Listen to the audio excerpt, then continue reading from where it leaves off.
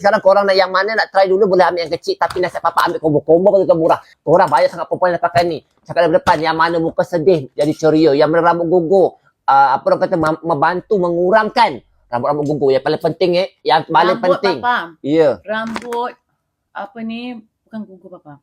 Rambut luruh Papa. Luruh. Luruh Papa. Kita Papa jangan tersalah cakap. Okey, saya nak zoom sikit. Ramai nak kata nak tengok rupa dia macam mana. Okey, kita zoom sikit. Nampak tak ini kakak, dia punya pekat dia kakak. Ini bukan kopi biasa, nampak tak? Okey, Papa, Mama nak minum kopi. Papa cepat minum. Ambil minum kopi. Okey, sekejap Mama nak minum kopi. Bismillah tengok minum kopi. Kesedapan ni kakak. Bismillahirrahmanirrahim. Masya Allah. Sedap. Pekat. Yang paling penting letak letih. Badan lebih bertenaga. Susu kambing ni. Sedap betul.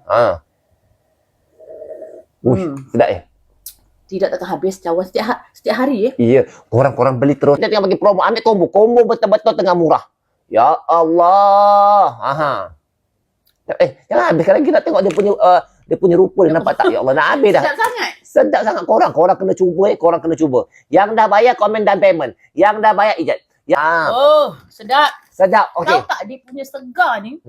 Lepas minum kopi, segar dia ni macam kita ni baru lepas jogging. Ya. Memang rasa terus bertenaga, rasa cergas. Otak ni dia lebih fokus. Kadang kita kadang sibuk kadang kan. Mak-mak ni sibuk beli vitamin untuk anak untuk otak, tapi sebenarnya kita yang perlu. Sebab kita ni makin tua, kita makin kurang daya ingatan, makin lemah. Membantu juga untuk mereka ni kalau kita ada genetik nyanyuk ke, sangat-sangat membantu. Lepas tu sebenarnya yang apa yang paling penting, kita punya kopi ni dia diperbuat 100% daripada susu kambing. Bang kata saya tengah minum kopi sedap, tepuk Malaysia. Okey, siapa dah pernah minum kopi ni? Cuba komen. Sebab orang kata nanti kita shock sendiri. Yang dah pernah beli kopi kita ni, orang tua, orang muda. Yang umur 40-an, minum ni dah lebih rasa bertenaga 10 tahun lebih muda. Siapa yang dah pernah minum, komen. Macam ni tau. Bila ambil kopi ni, you tak payah cakap apa-apa. Orang akan bila Medah, pasal apa hang nampak lain? Hang nampak cantik. Bila dalaman sihat. Diorang ingat ni sebab sihat itu cantik.